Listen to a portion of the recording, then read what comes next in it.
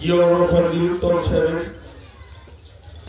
89তম জন্মবার্ষিকী উপলক্ষে শহীদ প্রেসিডেন্ট জিয়াউর রহমান বীর উত্তমের 89তম জন্মবার্ষিকী উপলক্ষে নেত্রকোনার বারহাট্টায় অসহায় শীতার্ত মানুষের মাঝে শীতবস্ত্র বিতরণ করা হয়েছে। গতকাল বুধবার দুপুরে জেলা বিএনপির আহ্বায়ক অধ্যাপক ডাক্তার আনোয়ারুল হকের উদ্যোগে বারহাট্টা উপজেলার ২ নং সাঁওতা ইউনিয়নের কদমদেউলি মাদ্রাসা মাঠে প্রায় ২০০০ মানুষের মাঝে এই শীতবস্ত্র বিতরণ করা হয়। এ সময় জেলা বিএনপির যুগ্ম আহ্বায়ক তাজিজুল ইসলাম ফারাজ সুজাত, যুগ্ম আহ্বায়ক বজলুর রহমান পাঠান, যুগ্ম আহ্বায়ক SM মনিরুজ্জামান দুদু, সাবেক ইউপি চেয়ারম্যান ফরিদ আহমেদ ফকির, বারহাট্টা উপজেলা বিএনপির সভাপতি মুস্তাক আহমেদ, সাবেক সভাপতি বীর মুক্তিযোদ্ধা রহমত আলী, বারহাট্টা উপজেলার সাবেক চেয়ারম্যান মানিক আজাদ, জেলা স্বেচ্ছাসেবক দলের সভাপতি সুলাইমান হাসান রুবেল, জেলা ছাত্র দলের সাধারণ সম্পাদক অনিক মাহবুব চৌধুরী সহ বিএনপি, যুবদল, ছাত্রদল ও কৃষক দলের নেতৃবৃন্দ ছাড়াও স্থানীয় বাসিন্দারা উপস্থিত ছিলেন।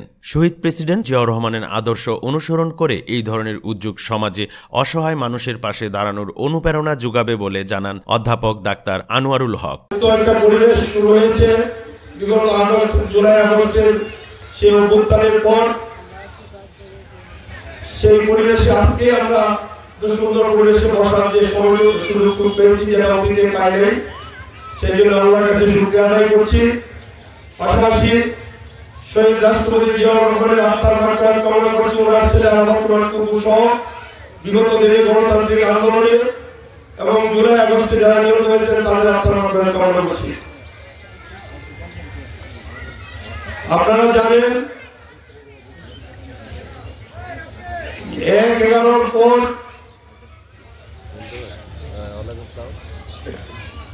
বিএনপির উপর